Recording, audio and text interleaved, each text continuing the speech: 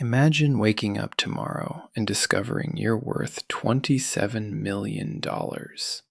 No more bills, no more worrying about money, no more checking your bank account before buying groceries, no more wondering if you'll ever get ahead. Just like that, every financial problem you've ever had disappears. At least, that's what most people think. But what if I told you that winning $27 million could destroy your life? What if I told you that some lottery winners end up more miserable than they were before they became rich? And what if I told you that one man's dream came true, only to become his worst nightmare? Because that's exactly what happened to Tom. The day he won $27 million felt like the best day of his life. 10 years later, he would have given almost anything to go back to the way things were. Before the money, Tom lived a very ordinary life. He was 42 years old.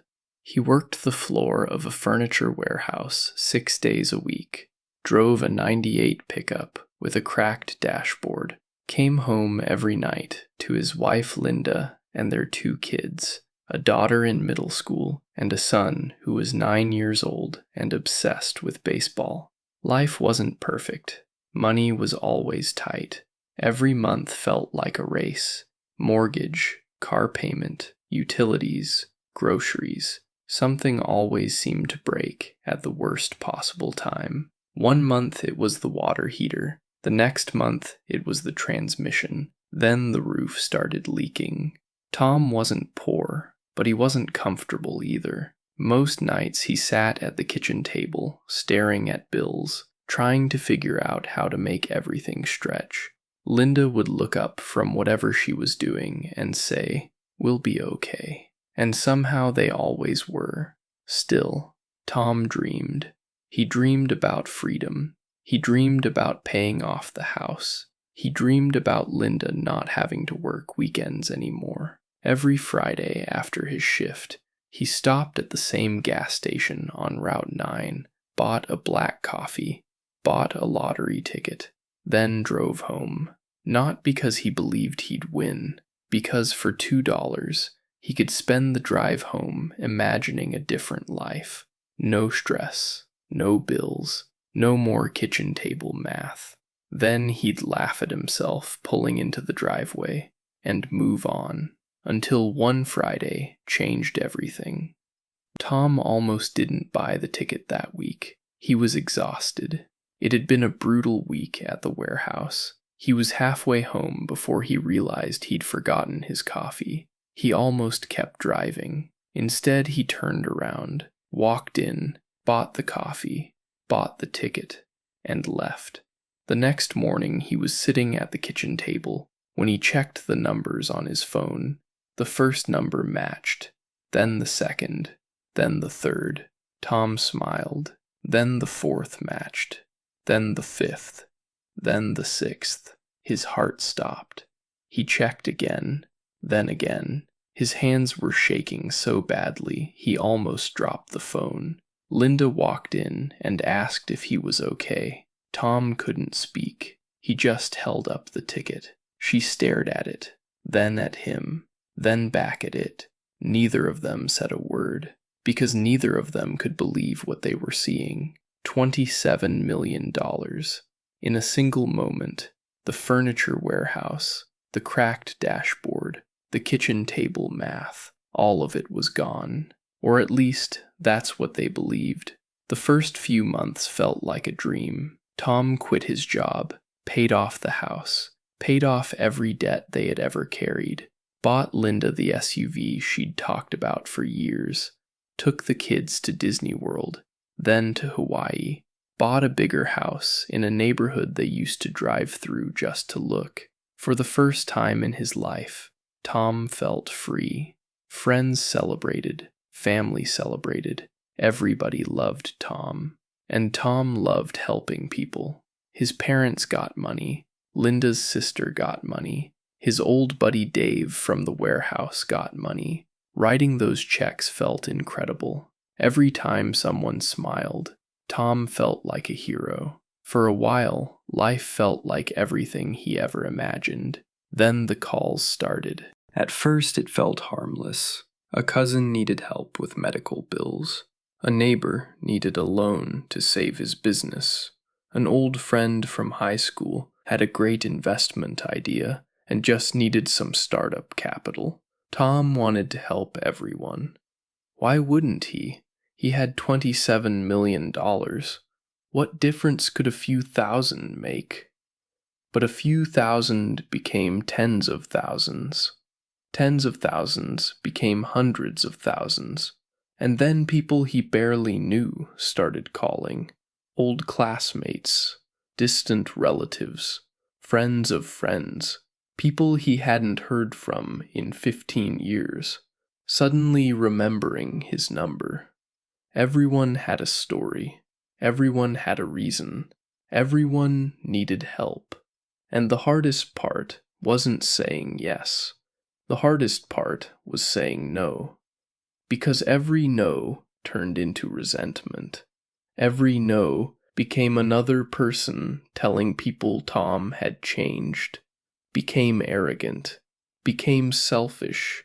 But Tom hadn't changed. His bank account had.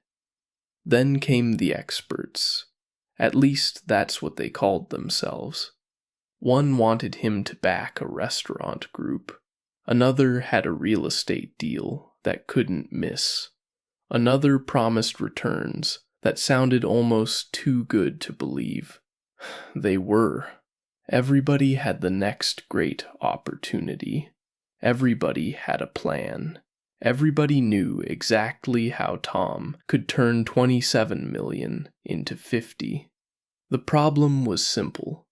Tom had spent his whole life learning how to earn money. Nobody had ever taught him how to manage millions. So he trusted people he barely knew, invested in businesses he didn't understand, signed documents he never should have signed. One afternoon, he wired $400,000 to a real estate deal that didn't exist. He found out 2 months later. And slowly, the money started disappearing. The new house was beautiful. Huge kitchen, massive backyard, more space than their family knew what to do with. People admired it. People envied it. But something strange happened. After about a year, it just became a house. The excitement wore off. The happiness faded. But the costs remained. Maintenance, property taxes, repairs, security. The dream had become ordinary. Just like the car. Just like the vacations. Just like everything else money had bought. Tom kept waiting for something that would finally feel like enough. He was still waiting. As the years passed, the relationships he had built his whole life started breaking apart. Friends argued over money he'd loaned and never seen again. Family members started treating his generosity like an obligation. Some stopped speaking to him when the checks stopped coming. Others only called when they needed something. Tom started questioning everyone around him. He would sit across from old friends and wonder, do you actually want to be here? Or do you just want something from me? The more he gave, the harder it became to trust anyone. And then there was Linda. The money had given them everything they once said they wanted. But somewhere along the way, they had stopped talking the way they used to, stopped sitting at the kitchen table together, stopped being the team that had figured everything out on nothing. Tom missed that version of their life more than he expected. The loneliness was something nobody had warned him about. Everyone imagines what it feels like to become rich. Very few people think about what it feels like to not know if anyone around you is genuine. One night, Tom sat alone in his backyard. The same backyard he once dreamed about owning. The same backyard people envied when they came over. The same backyard that was supposed to prove he had made it. He sat there for a long time without moving, and for the first time since winning the lottery, he was honest with himself. He wasn't happier. In some ways, he was more afraid than he had ever been. The money had solved every financial problem he and Linda used to stare at across the kitchen table, but it hadn't touched the deeper things. The fear of making the wrong decision, the loneliness of not knowing who to trust, the habit of reacting instead of thinking. The lottery had changed his bank account in a single night. It hadn't changed him at all. By year 7, the number had collapsed. Bad investments, predatory advisors, years of unchecked spending, loans that became gifts, lawsuits from deals gone wrong, taxes he hadn't planned for. Tom kept telling himself he would figure it out, kept believing there was still enough time. Then one morning he opened his account statement at the kitchen table, the same kitchen table in the new house, the expensive one, and the number staring back at him made his stomach drop. It was almost gone. The money that once felt infinite had turned out to be very, very finite. And for the first time since the morning he checked those lottery numbers, Tom felt the exact same fear he thought $27 million had erased forever. There's a saying that's been passed around long enough that nobody remembers where it started. Money is a magnifier. It makes more of whatever is already there.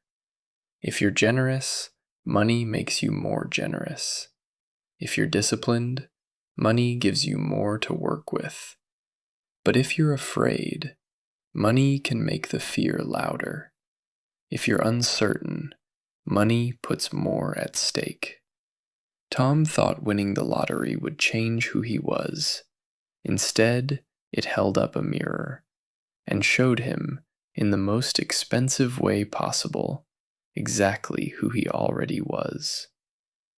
In the years after, Tom would sometimes drive past the gas station on Route 9, the one where he bought the coffee, the one where he bought the ticket, and he would think about the version of himself that used to pull in on Friday nights after work.